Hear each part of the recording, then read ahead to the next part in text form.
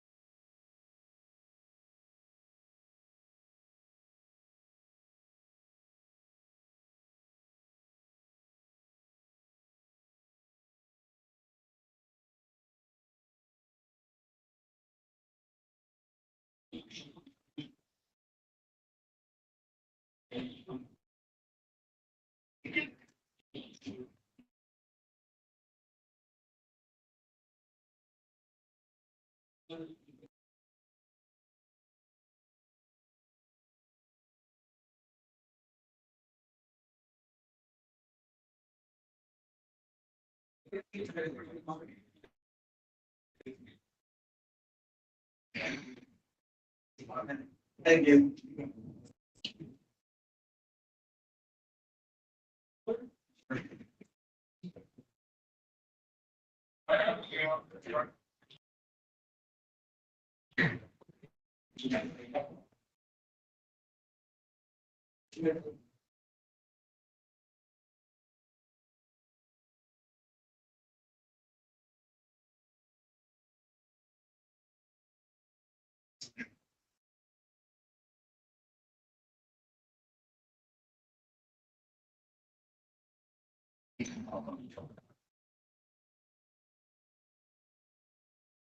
All right, good morning, Mr. Wright. Can you hear me okay?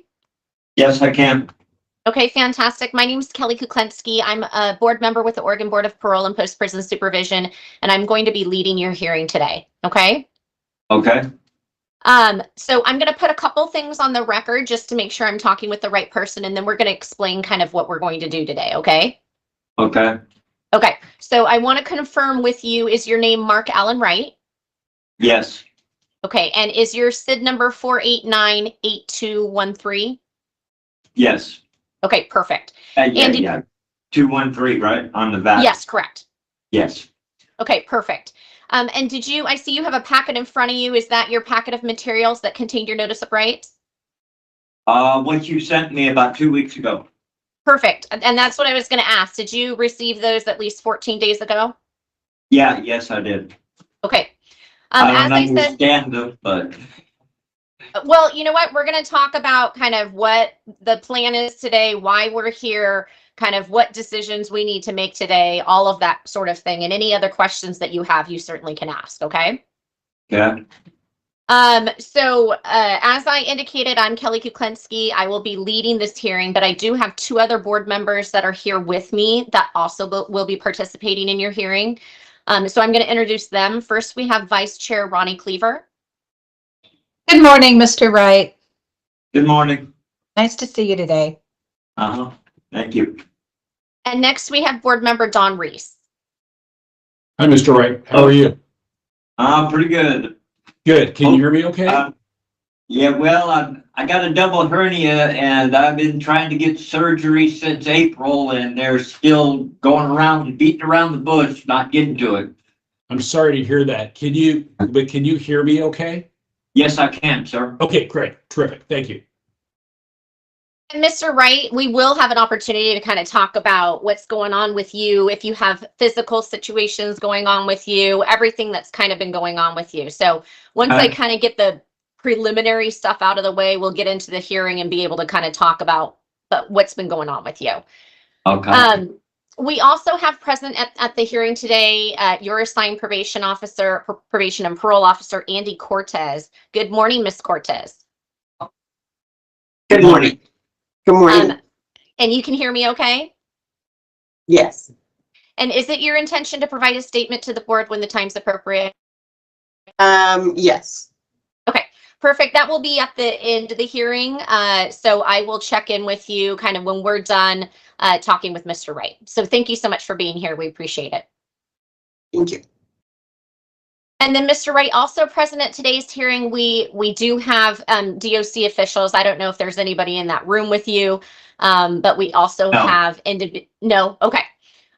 So we also do have board staff on the call who really are just making sure that our equipment is in good working order, make sure that the recording equipment is working well and that we don't have any hiccups. I will say that us three board members have been having technical difficulties over the last couple of weeks, but we think we have resolved those as of yesterday. So we don't anticipate there will be any issues, but if there are, don't panic. We will reconnect and we'll just do the best we can. Okay. Okay. Okay. So, before we get going into kind of why we're here and what we're going to do you have any questions about who's here today? No, you're all new to me. First time Okay. seeing. Well, that's understandable. I completely understand that, and so we will get to know each other a little bit today. So as far as kind of the flow of the hearing, today is your final disposition hearing. That is what today's hearing is about.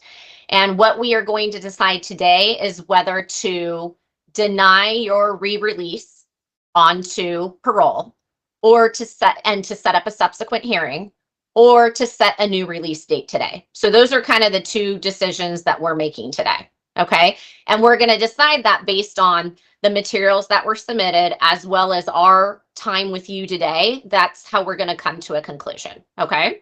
Okay. Sounds great. Okay.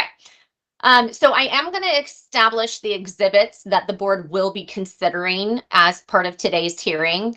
So we do have the materials submitted by the parole board, and those are the materials that were in that 54-page packet that's sitting right in front of you that you received at least 14 days ago. Yeah. The board does not have any confidential documents or information that we are considering. So what that means is that everything that you have is also what we have. We don't have anything that someone's submitted that we're considering that you don't also have. Okay. Okay. Okay. And I just want to make sure the board didn't receive anything from you, and that's perfectly fine, but I wanted to make sure that you didn't submit something that you wanted to make sure that we considered. No, I didn't. Okay. So with that being said, all previously mentioned exhibits have been accepted into the record. So I'm going to give you just a brief roadmap of kind of the areas that we're going to cover before I start asking you some questions. Okay. First, you've been on warrant status for nearly 40 years. So we're going to I'd like to hear kind of what's been going on with you in a nutshell over the last 40 years. Okay.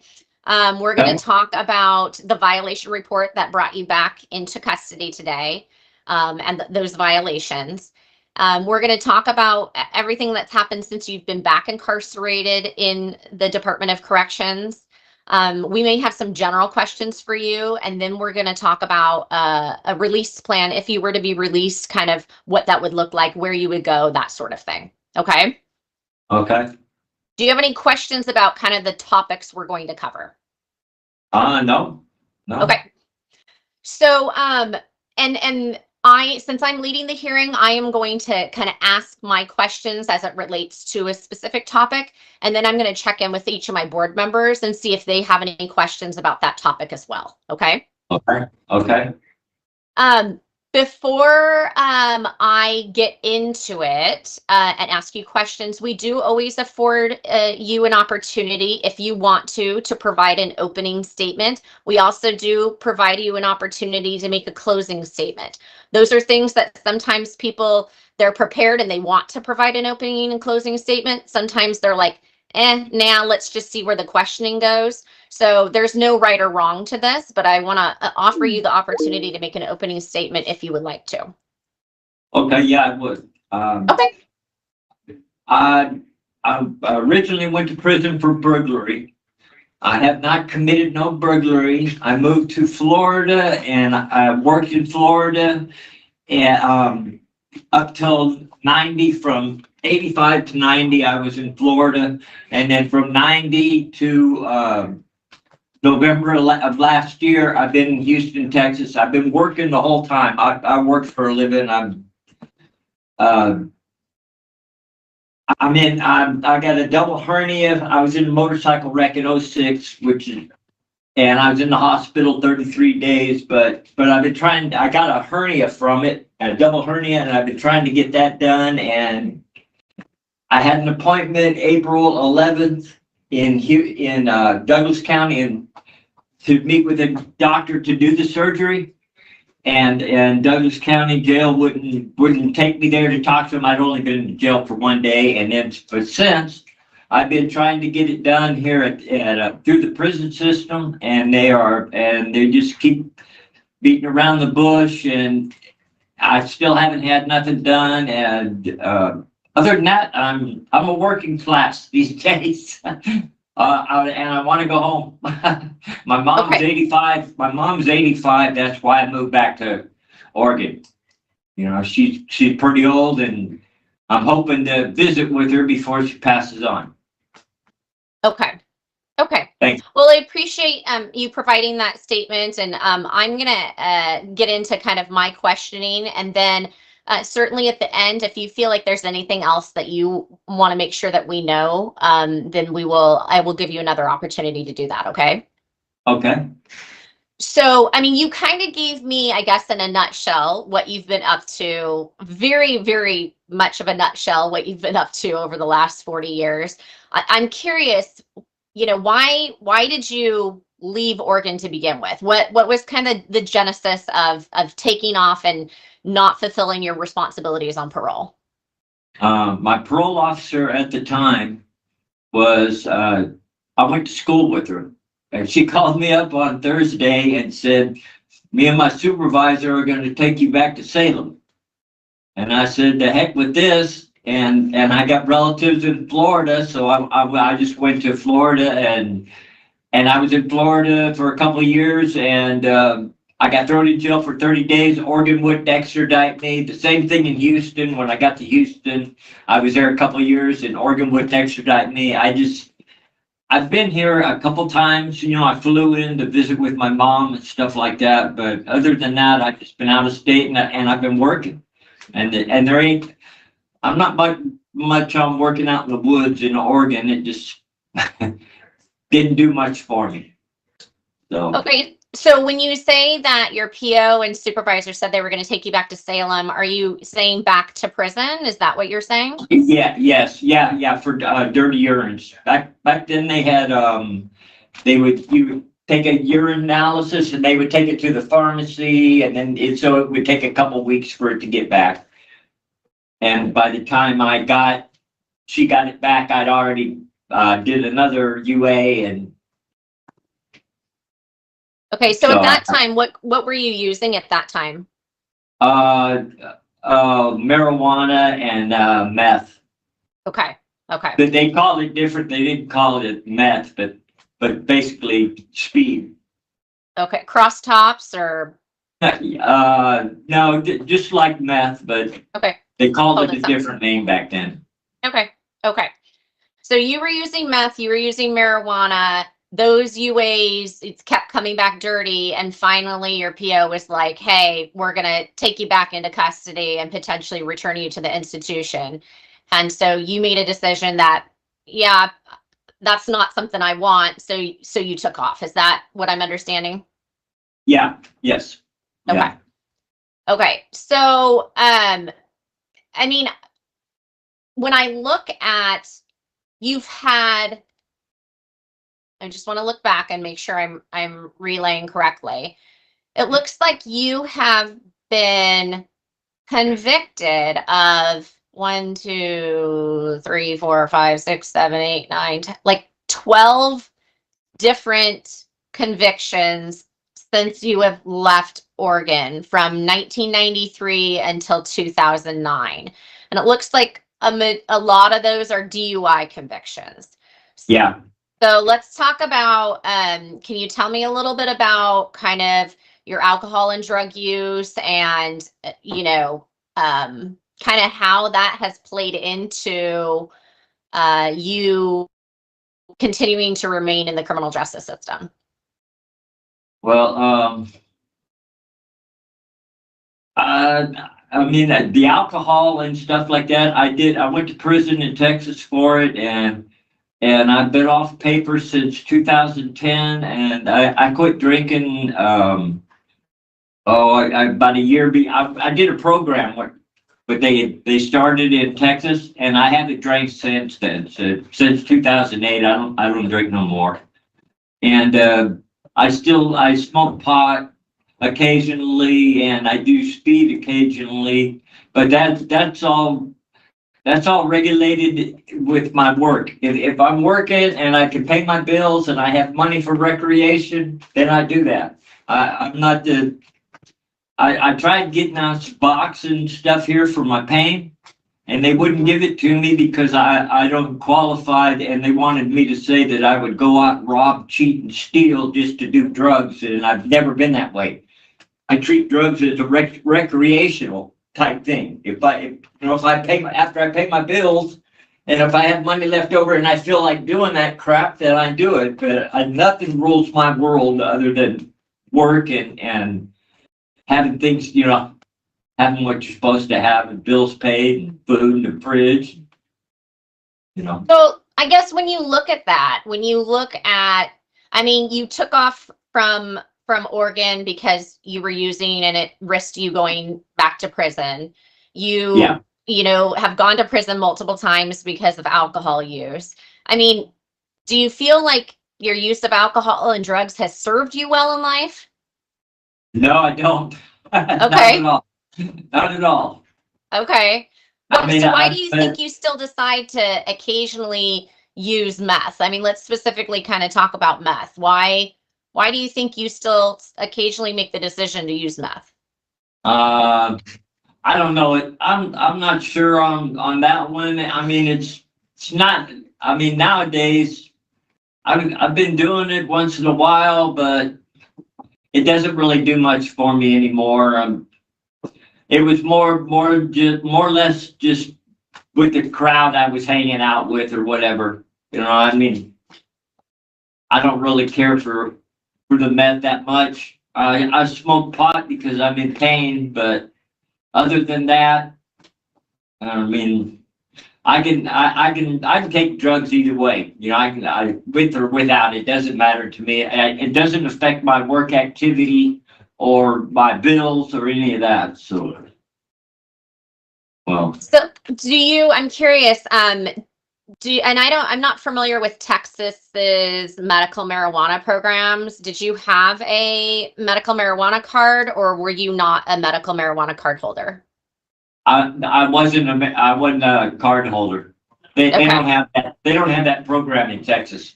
Okay.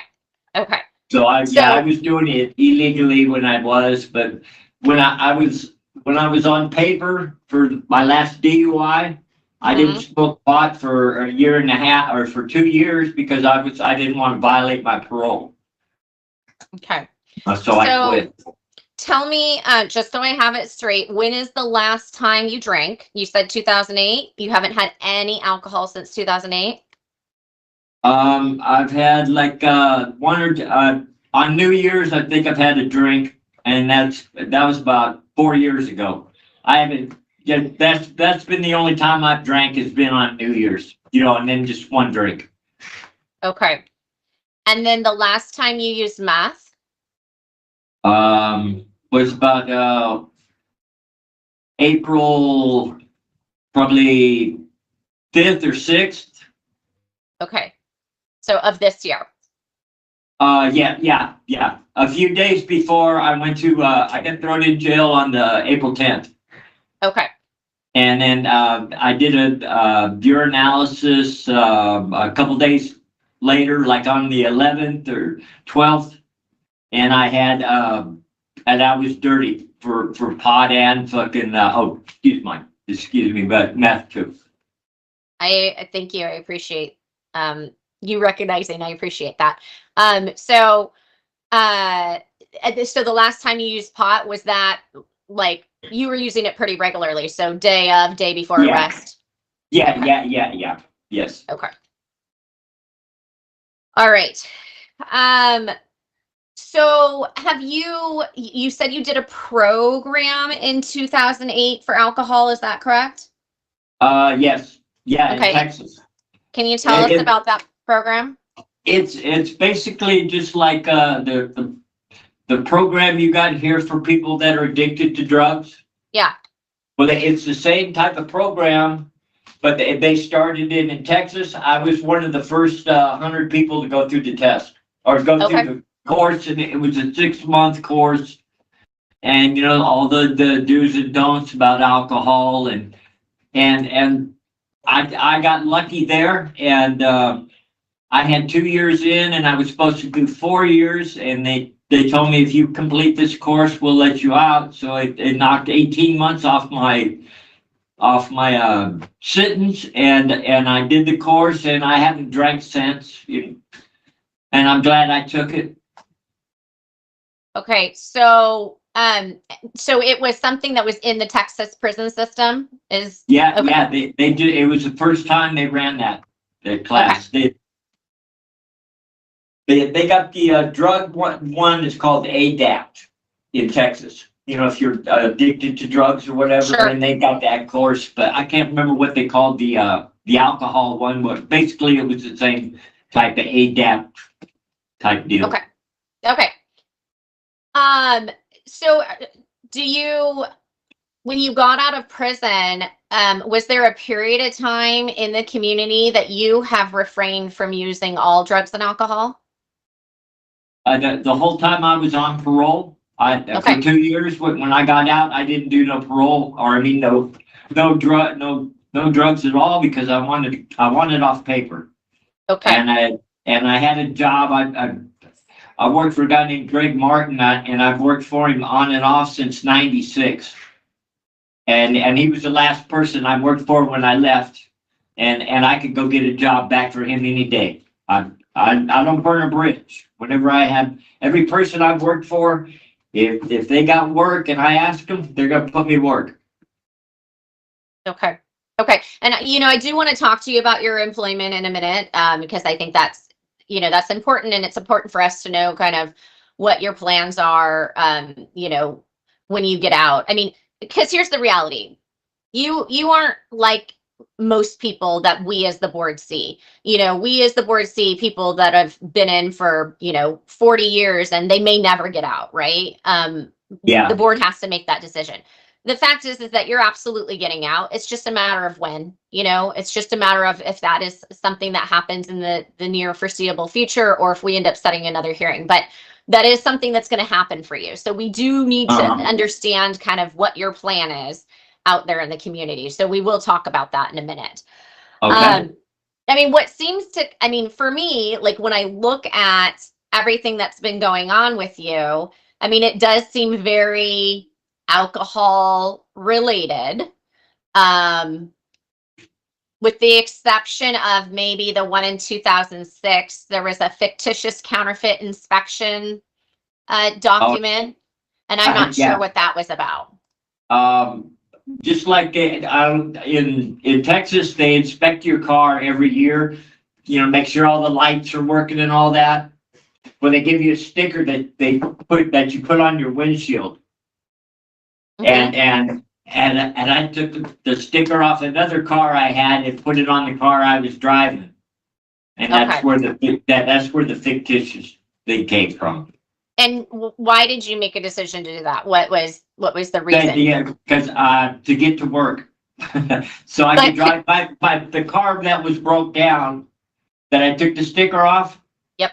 I put it on the other car so I could get to work, and then I had it on for like 2 days, and I got pulled over on Thursday, and Friday I planned on going to the inspection state, place and making it right, but I got thrown in jail before I could get to it. Okay. So, I'm trying to see here.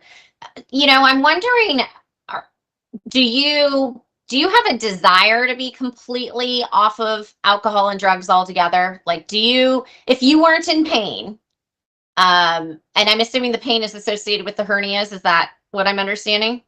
Yes. Okay. So if you weren't in pain, is using drugs and alcohol, is that something that you want to eliminate from your life? Or do you enjoy smoking pot, and would you continue that even if you weren't in pain?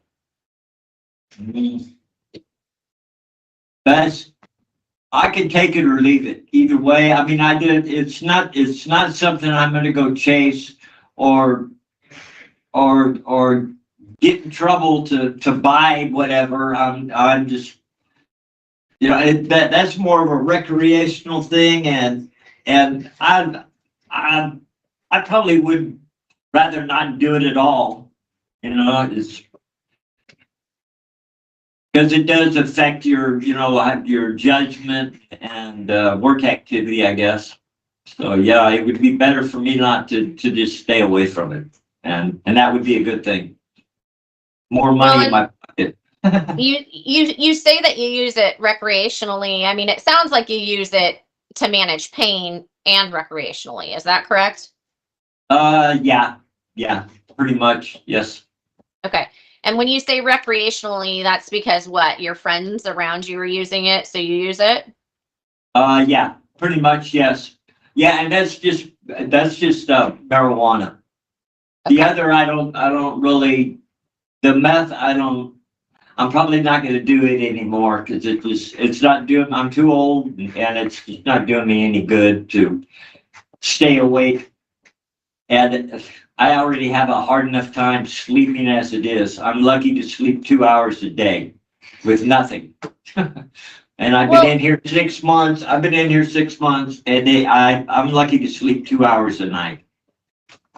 Mr. Wright, here's your reality. You have a good time date on this parole of June 13th of 2036. So you still have 12 more years. And if you're using meth, it's not going to bode well for you. I don't want to be in this position where we're every other month sitting across the table from each other. That isn't something that's going to serve you well. And I imagine that's not your goal. But using meth, like I'm hearing you say, I think I'm not going to use it anymore. But I just want you to understand, if you do continue to use it, these kind of meetings are going to be for certain. I don't understand this. 2036. I mean, I don't know how they come up with that number. Originally, I was supposed to do 32 to 50 months. That's years. I ain't even going to live that damn long. Well, and I don't calculate based on your judgment. I don't calculate the amount of parole that you're on. I don't calculate the amount of time that you serve in prison. Those are calculations that I don't make. You certainly are welcome to reach out to OISC, which is a division of the Department of Corrections, to get information about your original sentence and the calculation of that. I mean, obviously the last 40 years that you had a warrant out didn't count towards any of your supervision. Like time was essentially frozen. Otherwise you would have been done years and years and years and years ago, right? Yeah. Yeah, I mean, I reached out to this, when I was in prison in Texas. Mhm. I wrote the parole board and tried to get it running concurrent or whatever, and they wouldn't even answer me back. Mm. And when I get out of here, I'm gonna do whatever legally I can do, and I'm gonna move back to Texas. Okay. There's work there. I got work there. I got a job waiting on me, $35 an hour, and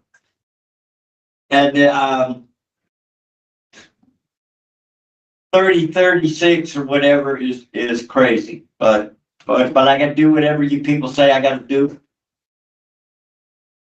Yeah, I mean, like I said, so OISC, we call it OISC. They are a division of the Department of Corrections, and they do the calculations for parole time. So that is who you would have to talk to in order to understand kind of the amount of parole that you have. But it is based on your original judgment and how much time you were ordered to serve, followed by how much parole you were ordered to serve. So that is something that, that is how that was calculated.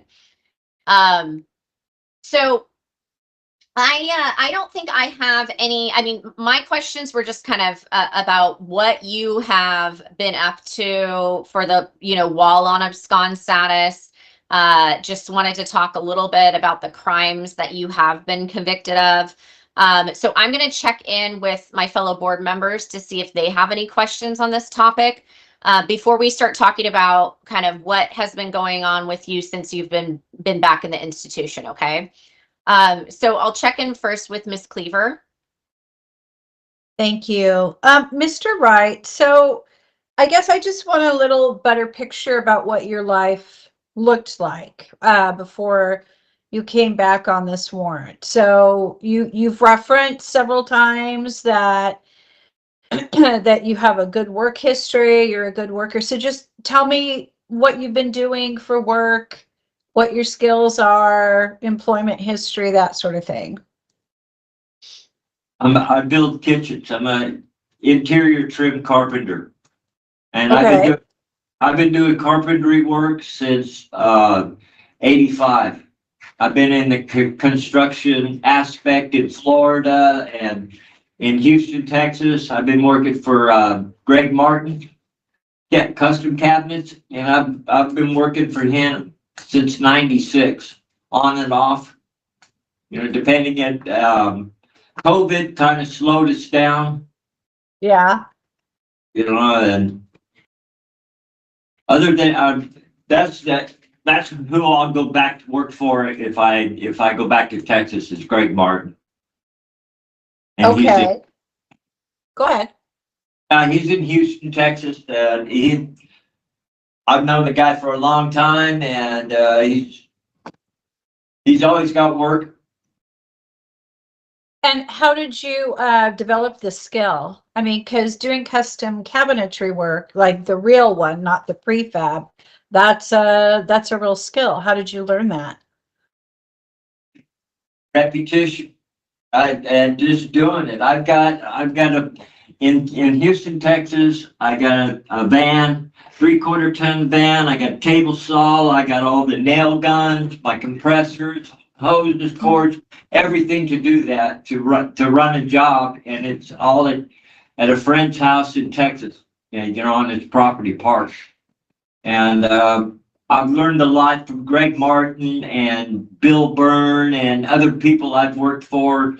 In Florida, I built grass huts, palapas, for a guy named Charlie Galloway, and I worked for Jonathan's Landing in Jupiter, Florida, and I did foundation slabs for 2 years there.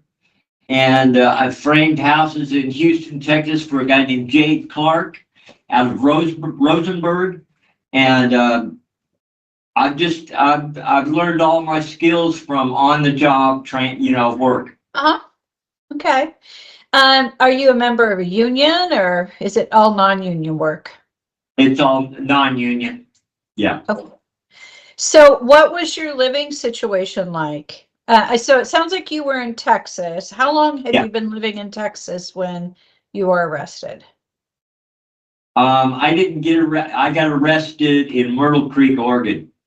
Oh, okay. I'm sorry. I moved here in November, right before Thanksgiving last year. Okay. And I've been staying at a friend's house, Kevin Raymond, in Myrtle Creek.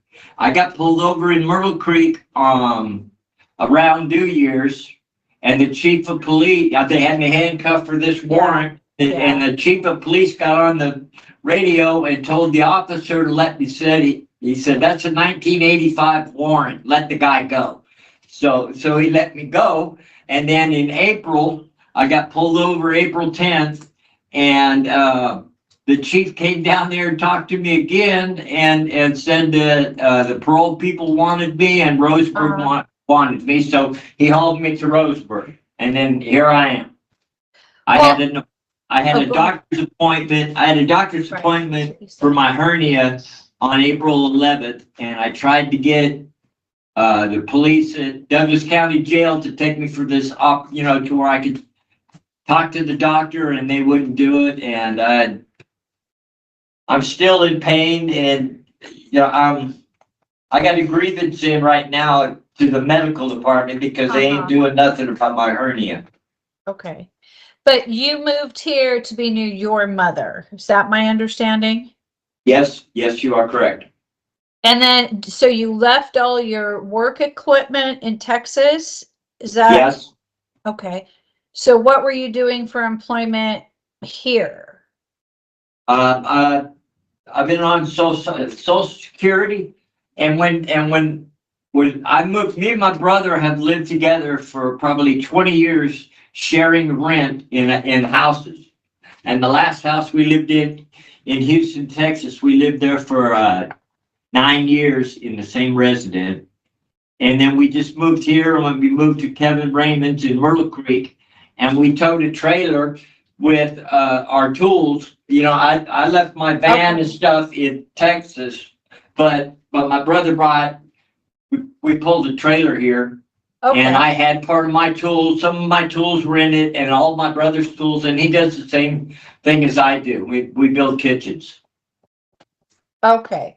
So had you been doing that work, or were you living off Social Security? Me and my brother have been helping this lady in Riddle.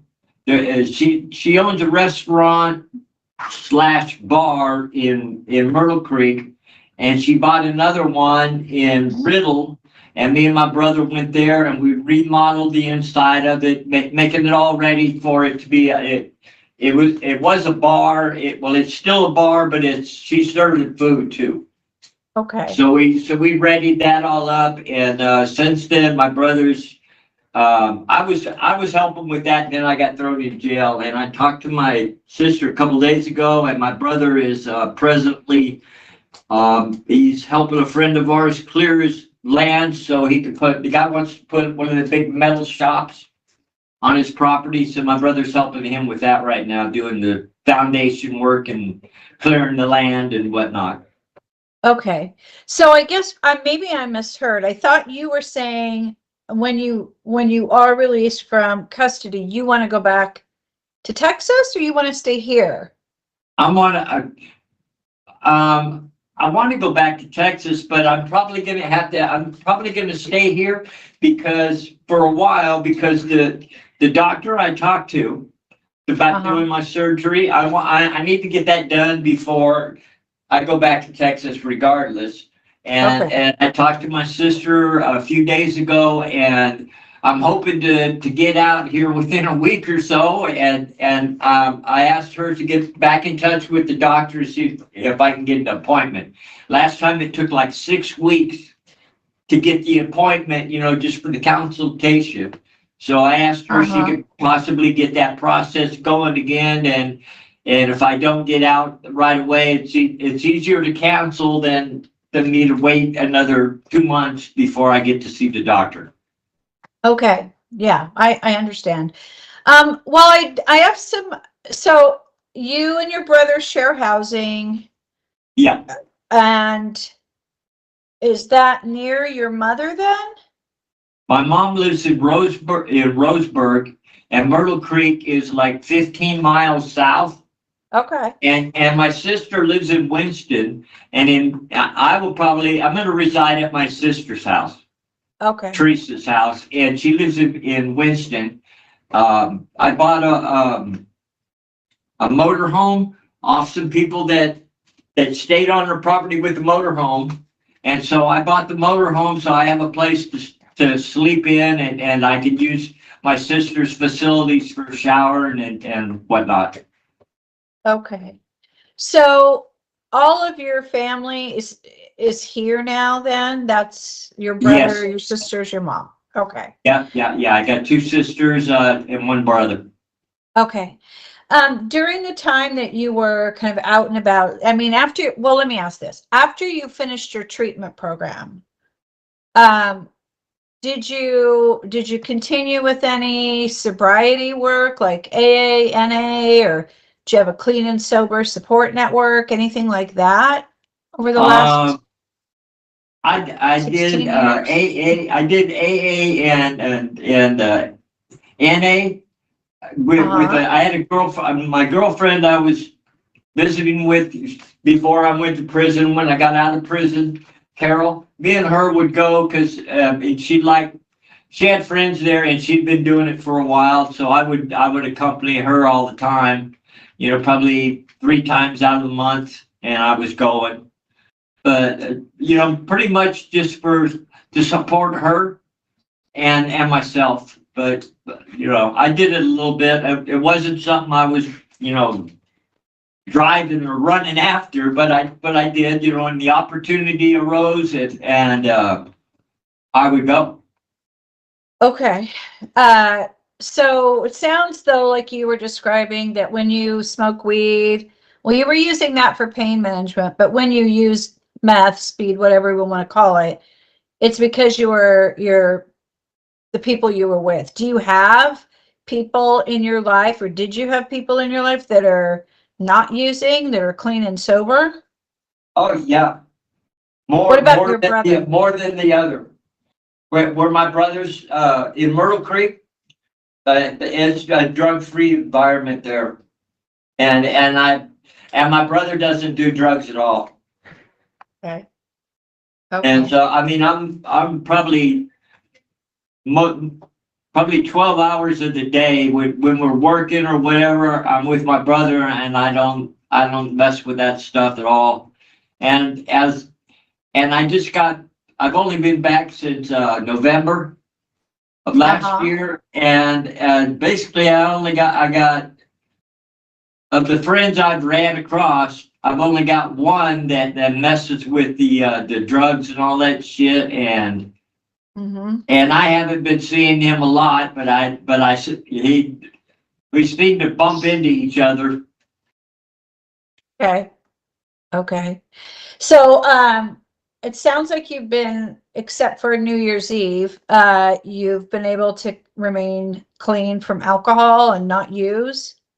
Yeah, I don't drink at all. No, I don't care about alcohol. No, I don't want none. Okay. It just got me in trouble. Yeah. It's been a lot of DUIs. I mean, Yeah. it's, you're lucky that nobody got hurt, or that you didn't get hurt, right? I mean, I've never been in an accident. I've never wrecked a car. well, thank God. Thank God for that. Hold on.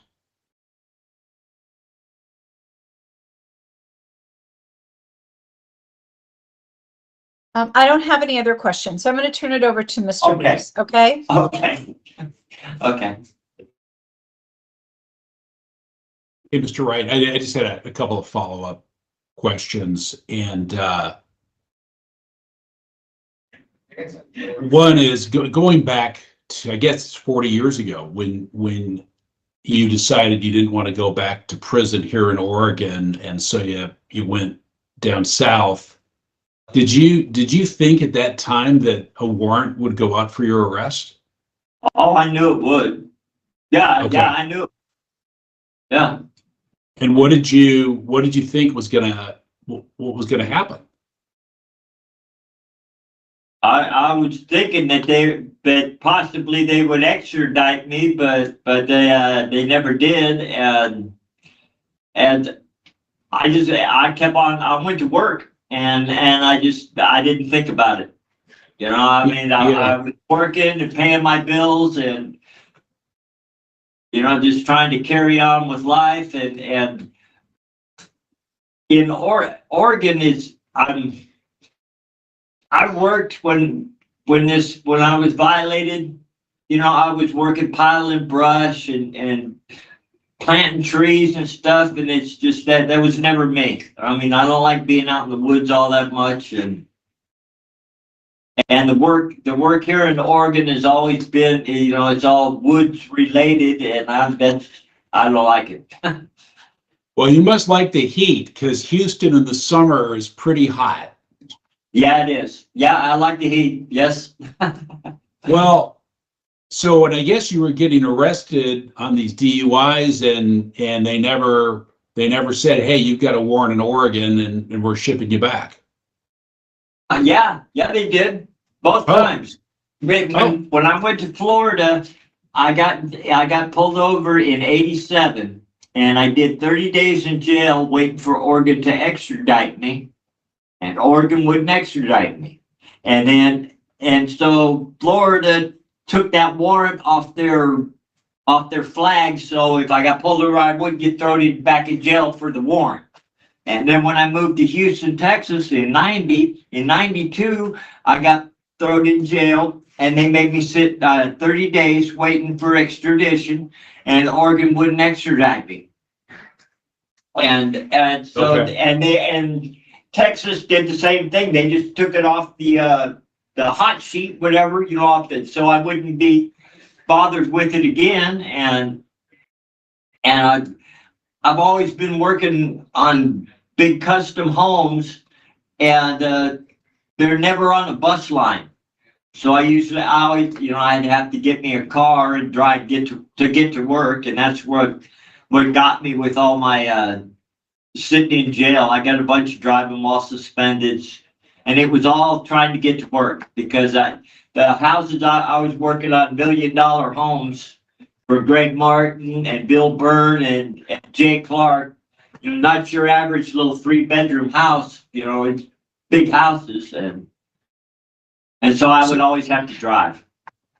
Well, you know, it seems like you're one of these guys that likes to have some drinks and then drive. Because some people, you know, will drink at home, and they can do that all they want, and you know, no one knows. But you it sounds like, I'm guessing you had a pattern of what, after work drinking and then driving home. What was going on? Because I'm guessing you were probably driving under the influence all the time if you got arrested that many times. Yeah, I drank a lot of beer back then, and I would, yeah, like you're saying, we would drink, or we would get off work and split a 6-pack or something like that, and with the breathalyzer test, you know, it's like if you drink one beer an hour, you might pass the test, but if you drink more than a beer and a half per hour, you're going to fail the test. And I mean, I've had every one of them DUIs. I wasn't incoherent, you know, falling down drunk. I've never been a bar goer, you know, and I don't, you know, I would drive. All the DUIs are from drinking beer, and beer it's on your breath. You know, you could drink one at 8 o'clock in the morning, 8 o'clock at night, you still have beer breath.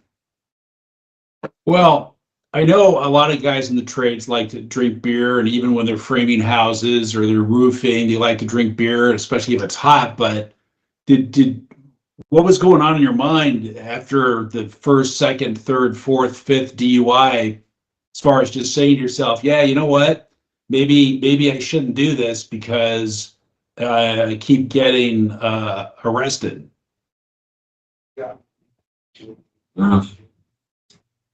I don't know what was going on my mind. Apparently not the right thing. But I don't know.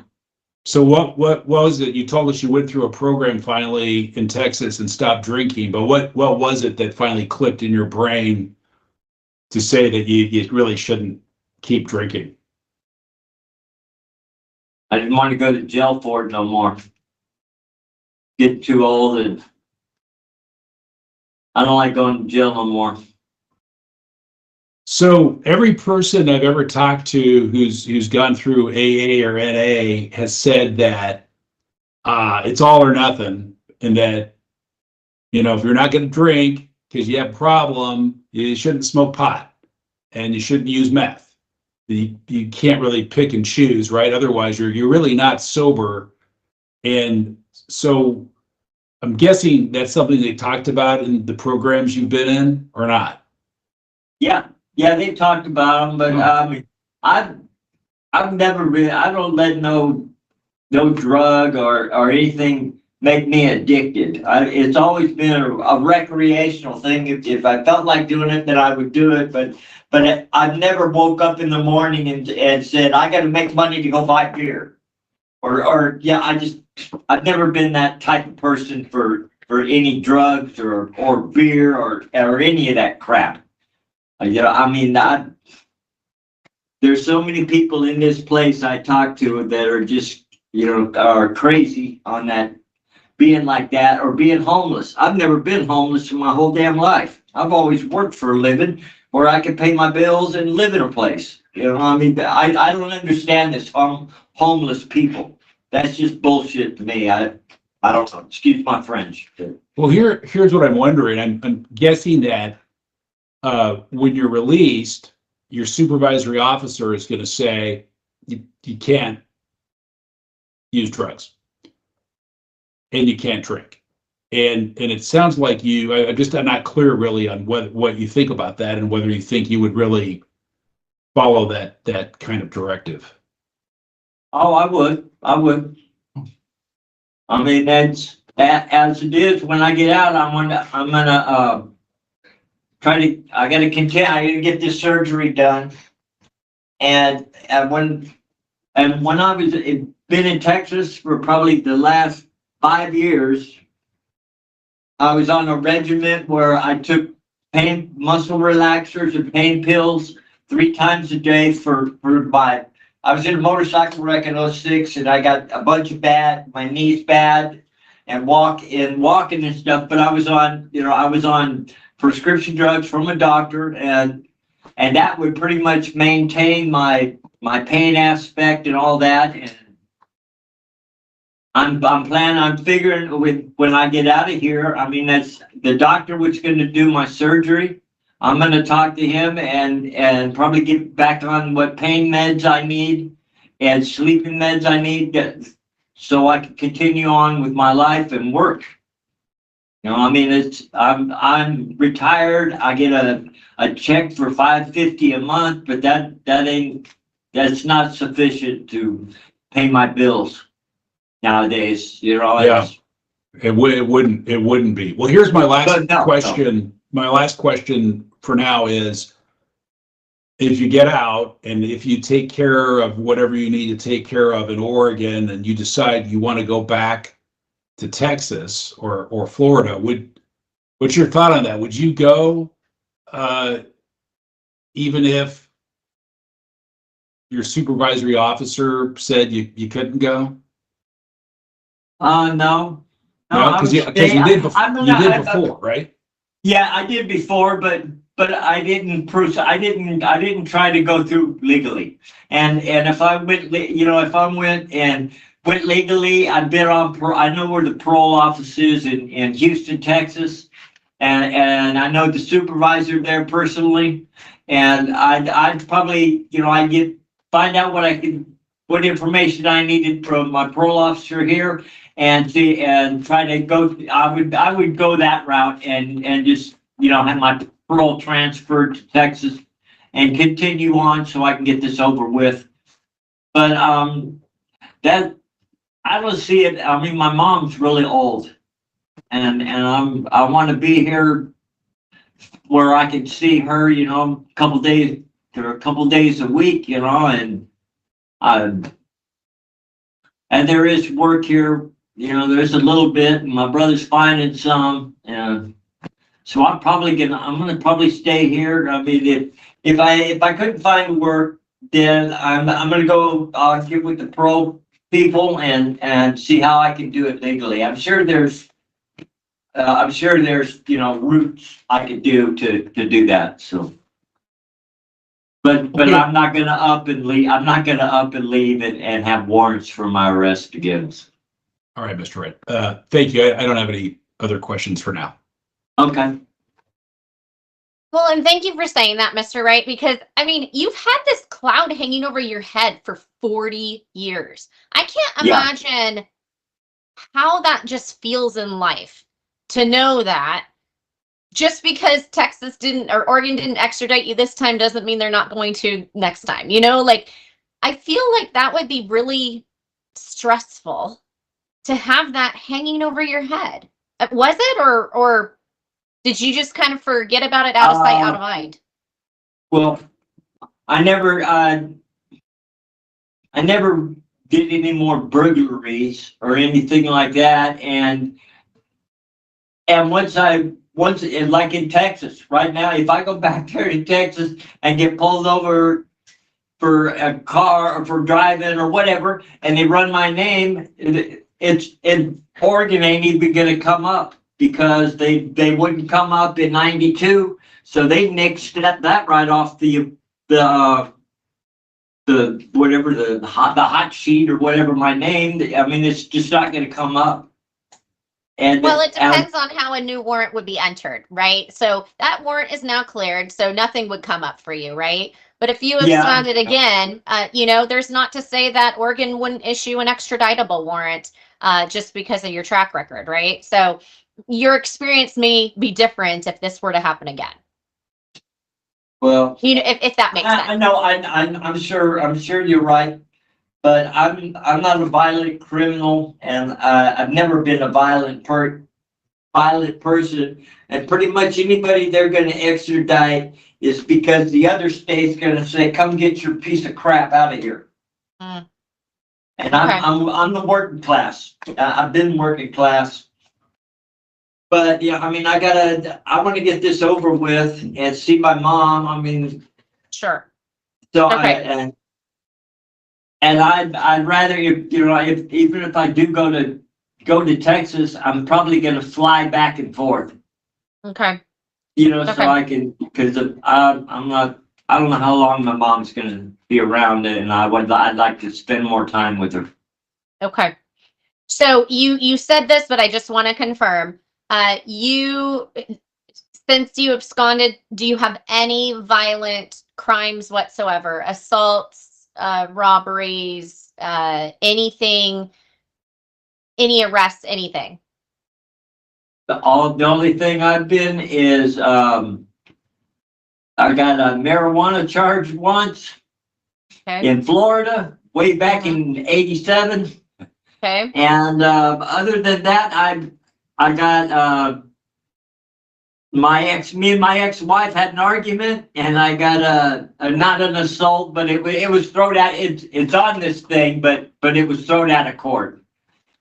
And but other than that, and that was just verbal, you know, when you're arguing with somebody and blah blah. But I never touched nobody or laid my hand on anybody. Okay. Okay. So you have been in custody in Oregon since April 10th. Yeah. And I'm wondering, when did you actually get back to DOC? Was that just in July or something? I was in Douglas County for like 45 days, and then I went to Coffee Creek for 45 days, and I've been here for about 45 days. I've been in jail for like 170 some days. When my warrant was issued October 20th of 1984. So I've been away for 40 years. I haven't did no more burglaries. I gave that crap up, and I'm not drinking. I don't drink anymore. Are And, you working at EOCI? I'm going to school. Okay, I've- tell I've- us about that. What are you going to school for? They said when I was at Coffee Creek, I took one of the orientation tests. Mm-hmm. I've got a GED in 2 years of college, but they say that I got a 8th grade reading education. So Okay. I'm taking a reading course here, but I read probably 50 pages a day in various books. I have no problem reading. Okay, so But, you but don't. I've been doing it because I want to be computer savvy. I've never taken computer course, and so they're letting me. I go up there and I get to play on the computer and learn as much as I can. Okay, so you don't feel like you have any concerns with your own abilities to read, but that was something identified for you. So you're just taking advantage of the opportunity, so you can use the computer, that sort of thing, so that Yes, can yes. assist you in life. Yeah, Okay. yes, I am. And do you have the opportunity to work right now, or are you only able to work on your education? I got my left leg from the motorcycle wreck is Mhm. it makes it hard for me to stay onto my feet for too long. Okay. And I haven't, I mean, I haven't pursued work. You know, I mean, I've been going to school, but I mean, I usually work, and I just haven't, they haven't pulled me. I'm waiting for them to pull me to the kitchen or something, but they haven't. Okay. And Yeah. have you initiated that though? Have you sent a kite No, and said, no, "Hey, no, put me to work in the kitchen"? I haven't pursued it at all. I have a hard time walking as it is, so that, I mean, every guard here knows my name just because I limp. Okay. Well, and there might be things that you can do that don't require you to be on your feet all the time, but I Yeah. mean, obviously Yeah, you have yeah. to pursue that. Uh-huh. So I guess walk me through your day from the time that, you wake up to when you go to sleep. What are you doing day to day? I usually get up, and if we have the yard, I'm trying to work my leg where it functions better for me. Mm-hmm. And it's just not being able to walk very much makes it worse because my knee doesn't bend all that well. So, Sure. but in the morning, usually I go out to the yard and I do like 2 or 3 laps around the track just to get more walking in. And if we don't have the yard, I'm pretty much stuck in the cell, and Okay. I can't do push-ups or none of that stuff. My arms, so. But I'm basically trying to walk as much as I can, just And to, then how often are you doing education? How many days a week is that? I do it every day at, Okay. from 2 to 3, an hour class every day, Okay. Monday through Friday. So if you are not out on the yard and you are not in education, you have a lot, and you're not working, you have a lot of downtime. Is that right? Yeah, I read. Yeah, I stay in the cell and I read. And is it something that you read like for your own kind of entertainment, like you read fiction Pretty books or much. something, or self-study, or what are you reading? Pretty much just for my own entertainment. Just, Okay. I mean, lately I've been reading on the Greek gods and all that, the Rome and that type of stuff lately. Marcus Aurelius, I mean, different, I like that a lot, and I'm always reading on the Greek mythology and Roman mythology. I like that, so. Okay. Do you have the opportunity to do any kind of classes or self-help groups while you're at EOCI? I mean, I know they have AA or NA. Like, are there classes that you could take to help better fill your time so you're not just kind of wasting time? I haven't really pursued them, but I mean, on the bulletin boards, what they got right there, I don't really, there ain't no literature saying when the classes are or whatever, and pretty much everything at this place is you got to have a call out, or they don't, you can't just go wander around this place. Everything's, you got to have a call out to go anywhere. Sure. And I imagine, how do you get a call out? Was like the school I go to, the school administrator lady puts me, I'm on the call out list every day for 2:15 for school. Okay. And it's like when I come see new people today, I was on the call out for 8:05 or 8:15. Okay. And they put out a list every night with call outs for everybody, and anybody that works here or just any kind of anything that to leave the house, the cell, they got to be on the call out. Okay. I mean, from people working in the landscapers working for this place or kitchen workers, they're all on. Everything is on the call out. Well, so if you were able to do classes or self-help groups, are there any that you think would be beneficial for you?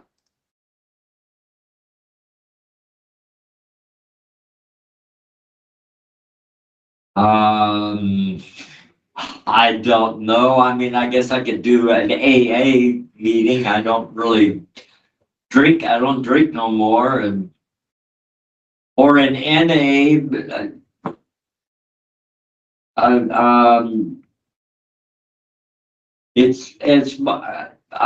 don't see any benefit in it, and I'm not the type of person to tell people my life history. And about 85% of the people in this place are people that their crimes are all to buy drugs, and I've never been that classified, that type of person. I don't commit a crime to do drugs. I just as soon go work for it. To pay bills and whatnot. I mean, I don't understand half these people that are in here. I guess it's a different mentality or whatever, but I don't know this. I don't know. Yeah, I mean, I would agree with that. There, like, crime has changed and people have changed, and the reason people commit crime has changed. Like that, yeah, that has become very different over the years, for sure. But there are some people that get something out of AA or NA just by listening, by maybe reminding themselves of where they don't ever want to be again, reminding themselves of why maybe picking up a drink isn't best for them. There's a lot of people that can get a lot from just simply from listening to other people. Yeah, I realize what you're saying. I don't want you to be like wasting, just wasting time while you're there, like you're there. So you might as well take advantage of what you can do there. You might as well not just spin your wheels. Sounds like you're a pretty active guy out in the community. You're working, you're doing a lot. You're busy all the time. And sitting in your cell, 20 hours a day, seems like you could probably spend your time a little bit better there, Probably so. Yeah. Are you seeing, do you have any kind of mental health limitations that you want the board to be aware of at all? No. No. Okay. No. You don't see behavioral health? I got a few pains from my motorcycle wreck. But I got all my vitality. I got everything in my brain, and I just. Okay, I appreciate it. I just like to ask. No, I'm not in that case that I had. Okay. I'm not trying to insinuate that you are. I I just know wanted you're to not. ask. I know you're not. Okay. Okay. All right. And since you've been back in DOC custody, I didn't see that you've had any disciplinary write-ups at all. Have you had any sell-ins or anything like that? Yeah. Okay, tell me about that. This officer Sauer, he didn't like me. He wrote me up for, you can't eat in the chow hall here. You got to grab your plate and walk all the way back to your cell, eat your food. And the first 3 weeks I was here, I would sit down in the kitchen and eat my food because I wasn't going to carry the damn plate all the way back. So I got wrote up for that. Mm. And then I got wrote up by the same officer about they gave me 3 days restrictions for that. I was celled in for 3 days for sitting in the chow hall and eat. Okay. And then I had my headphones on and a radio in my pocket walking out to the yard. And apparently you can't have your headphones on your head and listen to the radio until you're out in the yard or you're in your cell. So he wrote me up for that, and he took my radio and my headphones, and I never got them back. So I had to go buy a new headphones and radio so I could listen to. So, but other than that, I've been.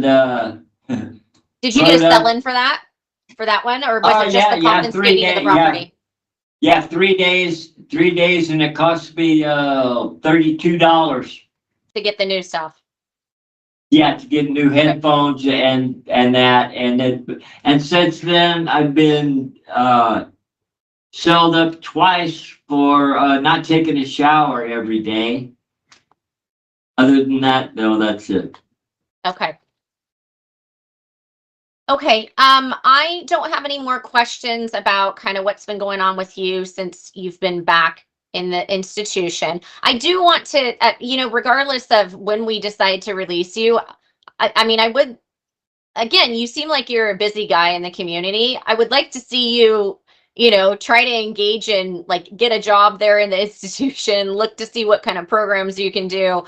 Again, you're not going to be there forever, but at least kind of make this time go by a little bit less painfully, by engaging in something.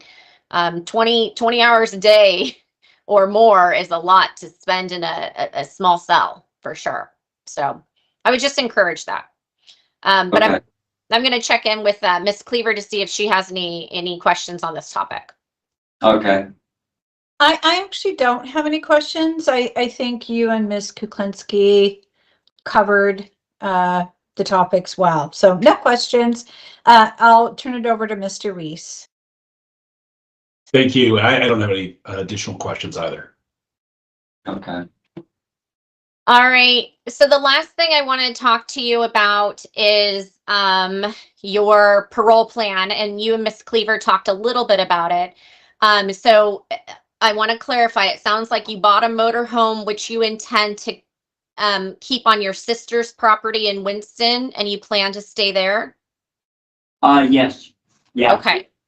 As far as employment goes, I've met a few people in Douglas County Jail that work in the logging industry. Mm-hmm. And with me having the motor home, they're always looking for people to stay on the job site when they're not working. So criminals don't come steal all their fuel. Mm. And I got a motor home, so I'm thinking about pursuing that so that way I would have a job. And basically by having the motor home, I could park it on the place, and when they're working, I'm off work, and when they leave the job site, I would be there to keep the people from stealing anything, and it pays like $125 a day or something. So I would have better employment.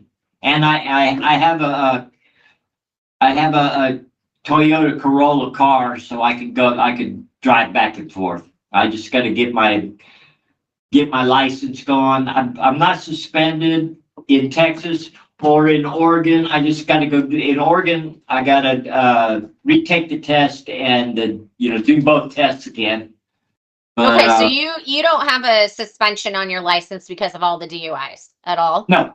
Okay. No. Okay. In Texas, no. Oregon, I haven't had a driver's license since 85. Okay. And Okay, so in you just need to go through the DMV. Yeah, in Texas, I've had a driver's license since 2010. Okay. In Texas, and just right now it's I gotta have it renewed. If I go, yeah, it's not suspended. It's not suspended. It's I mean, it ran out. I just Okay. gotta go. Have it redone in there in Texas. But I'm staying here in Oregon. I'm gonna get my Oregon driver's license. Can I ask why you didn't from November when you came to Oregon to when you were arrested? Why didn't you? It sounds pretty easy to just go to the DMV and do you know why you didn't make that decision? It costs $175, and Okay. then people at the DMV I got an ID, just my ID, and it Uh-huh. took me 3 days, cost me $75, and them are the biggest bullshit people I've ever dealt with in my life. Inconsiderate, and excuse my French, but them people there are just, whatever it took to make me make another road trip is what they did. Mm. And when I came from Texas to here, I had a motorcycle. And so I traded the motorcycle for the Toyota because it's too damn cold to drive a motorcycle around. Mm-hmm. And my brother just got his Oregon driver's license back. And it cost him $175. And when I talked to him, he said he had to go back and forth about 6 times to deal with them people just to get his driver's license. And he had an ID, his Texas driver's license with him. And it still took him 6 tries of dealing with them idiots. Or excuse my French, but this, I don't know. Well, there are very specific requirements. They're very well laid out on the DMV website. If you come without the required documentation, you will get sent away. So I would just encourage you to do your homework before you go so that you don't feel like you're wasting time. And I would encourage you to be patient with the people that you deal with, because they don't always deal with the most friendly people either. And so, I think sometimes that can come out the wrong way. Yeah, I do. In this pamphlet, though, I know what my driver's license number is, which is a plus. Okay, good. And that's just like in Texas, I know my driver's license number, 10182288. So if I don't have my wallet, I know the number. And the same thing here. When I get, the first thing I'm going to do is my car has got a bad tag. And the tag ran out in August. I got to go get insurance. I got to get a new tag, and now I know my driver's license number, so I can tell the insurance people my driver's license number, and then I can go and try to get my driver's license. Okay. Which is going to probably be an ordeal in itself. But it sounds like meanwhile your brother has a license. You have people that can take you places so that you aren't driving illegally, so that you don't continue to rack up tickets. Yeah. Yes. Okay. So just want to clarify, you have family, you have your mom, your brother, your 2 sisters in town. Are all of them clean and sober, or any of them drug users? Nope. None of them do drugs. Okay. What about alcohol? My sister Laura's husband, he drinks.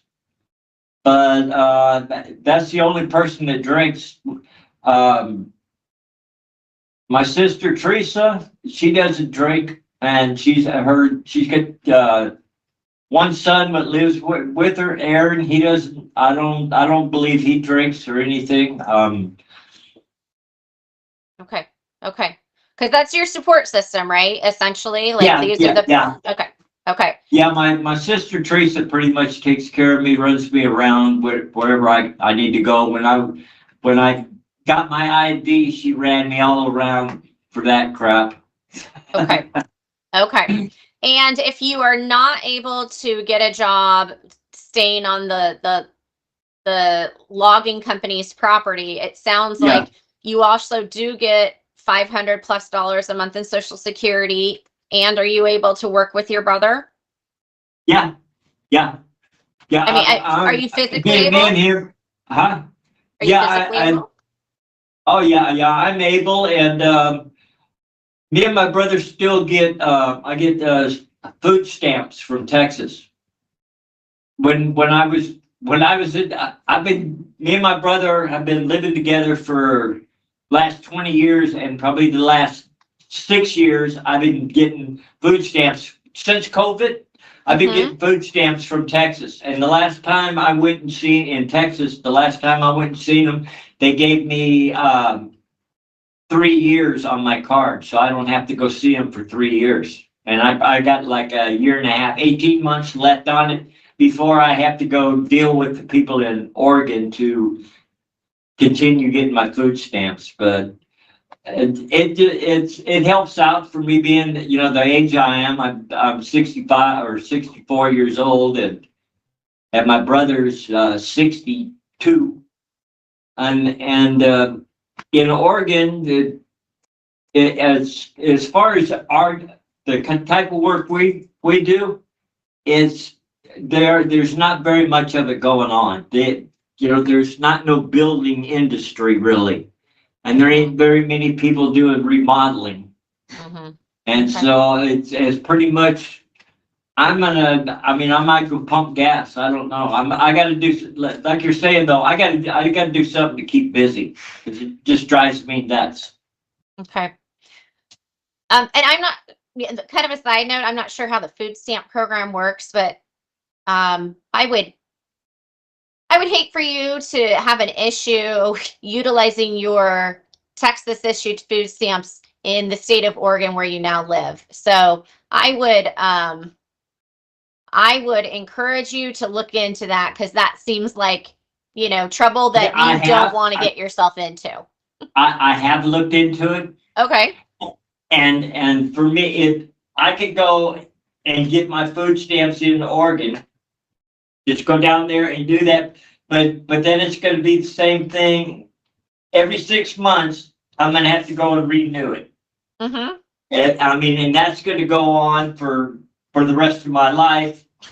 And the Oregon or the Texas food stamp card is working right now, and any place, any store in America it works at. And so I understand that. So I'm going to continue using it until it runs out, and then I will go and try to get food stamps in Oregon.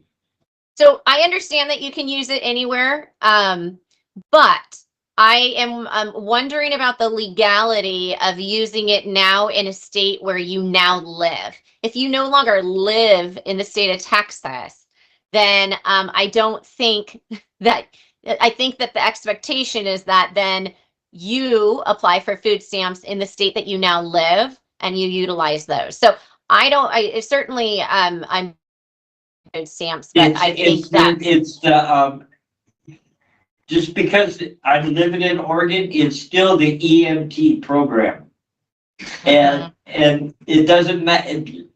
It doesn't matter what state you're living in. You're still on the same. Every state has got food stamps, and it's all from the government.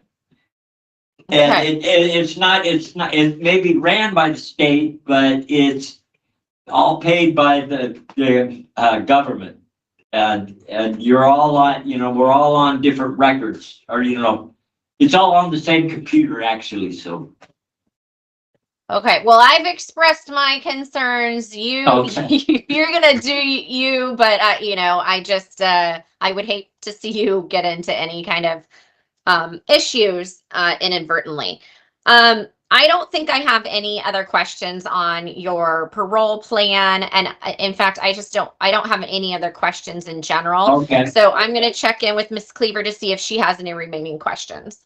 Thank you. Okay. I don't have any questions for you. And not to beat a dead horse, but the food stamp issue, I mean, I would hate it if you got caught up on a new case for fraud. Or I mean, I just Yeah, encourage I you know what to you're look saying, at yeah. that. I think that would be something you don't want to deal with the state of Texas in that respect. The other thing is, as a piece of advice, if you want to get your Oregon license, go online. Did you do this? Did you go online and make an appointment? I'm not very computer savvy. Well, you're I'm gonna, learning, I'm right? gonna have my sister Teresa though. Yes, that's what she does for a living. And I'm gonna get with her and make an appointment to do that. Because yeah, then they're gonna want me to do the written test again and then a new Right. drive test. Yeah. Yeah. Because it will tell you online, you make the appointment and they'll tell you exactly all the documents you need. So you walk in there with everything and don't bring copies. I learned that. So, you know, that way you don't have to keep going back and forth because it can be frustrating to deal with DMV. I totally get that.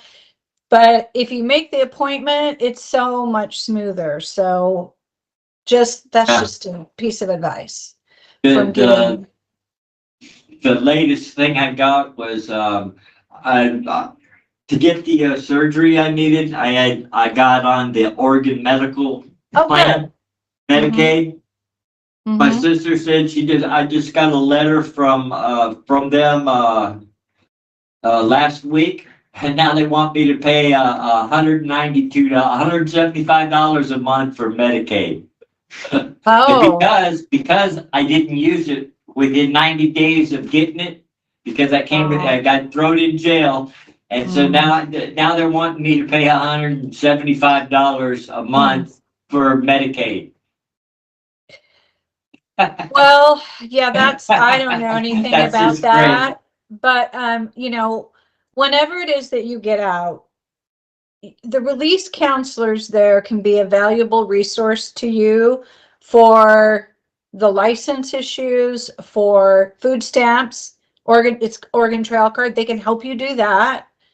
And they can help you figure out the healthcare stuff. They know that system. So use your release counselor to assist you through that process when you get close, because they know the system and know how to refer you to the right folks. Okay. Thank you. Okay.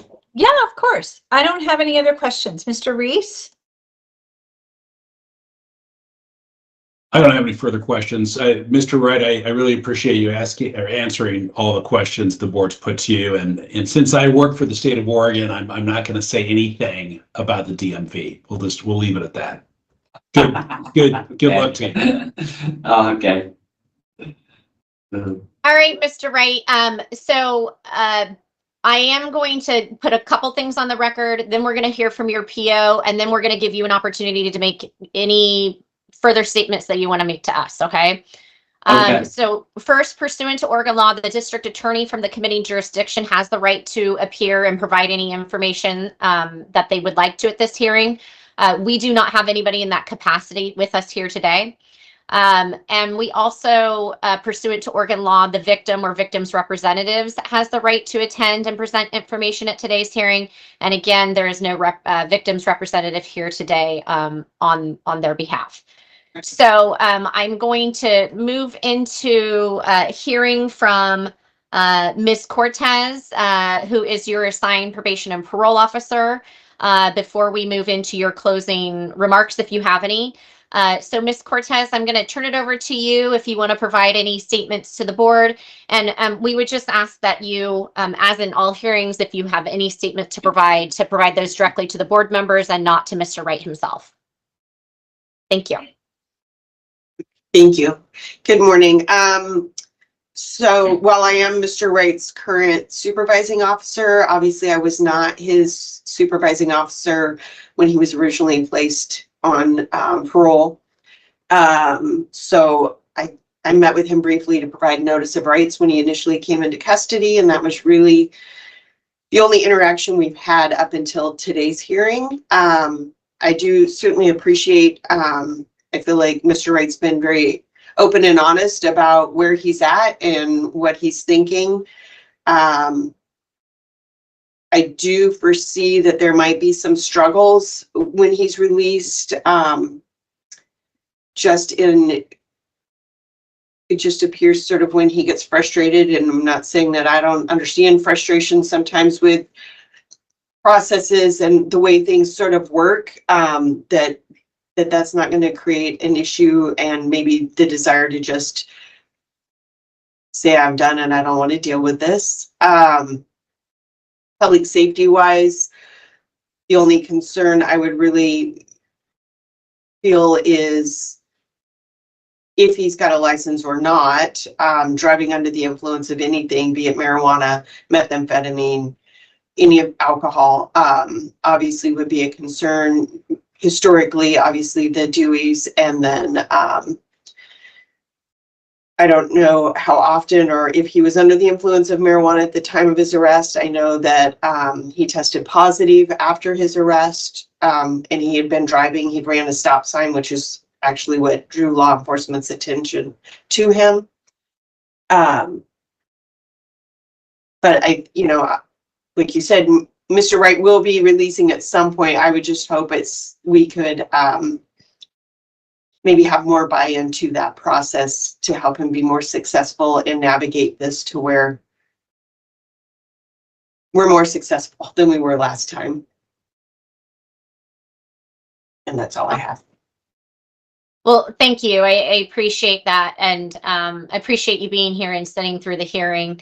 I agree. I appreciate Mr. Wright's kind of honesty here today. I mean, I think he's told us some things that he didn't necessarily have to tell us, which, I mean, is refreshing for us to have someone that is this honest. But I certainly also understand your concerns. Because I think those are the same concerns that the board has. And I think, Mr. Wright, through our questioning with you, I think that that we're concerned about, any future drug and alcohol use just because of your history. And because we know, sitting in the chairs that we sit in, that it doesn't usually lead to good outcomes, So I don't have any questions for you, Ms. Cortez, but I do want to check in to see if either of my board members do before we look to close the hearing. So, Ms. Cleaver, do you have any questions for P.O. Cortez? I do not, but I really appreciate you being here, and I appreciate your perspective that you've given to the board. Thank you. Mr. Reese. I don't have any questions, but I do appreciate you attending today's hearing. Thank you. All right, Mr. Wright, we are going to get ready to wrap up this hearing. The board, we have multiple hearings today that we will be seeing, and they're kind of back to back. And after all the hearings, we end up deliberating and then providing written feedback as to what our decisions are. So I am not going to verbalize a decision to you right at this moment, but you will get a decision from us shortly, okay? Okay. So before we go off the record and close the hearing, conclude the hearing, do you have anything else that you want the board to be aware of, or just any last statements that you want to leave the board with? No, I'm good. I'm hoping I get surgery here soon, but time will tell. Y'all have a good day, and thank you for listening to me. Hopefully you'll let me go. Thank you. And I will encourage you, Mr. Wright, there are, you can't take advantage of them until you have a release date, which that obviously will be forthcoming. But I would encourage you, there's all kinds of release classes that you can take that talk about like finances. And I think that can help you go through the process of applying for food stamps, and that can help you to get your ID, and can go over, renter tenant laws, all that stuff. They have tons, financial classes. I would, as I do with anybody that's transitioning back into the community, I would encourage you to take advantage of those classes, so that you can, hopefully benefit from those. Okay. Okay. All right. Thank you so much. Oh. Appreciate you being open with us today, and we will go off the record and close the hearing. Thank you. Okay. Thank you. Thank you. Y'all have a good Bye-bye. day. You Thanks. too. Bye-bye. Bye.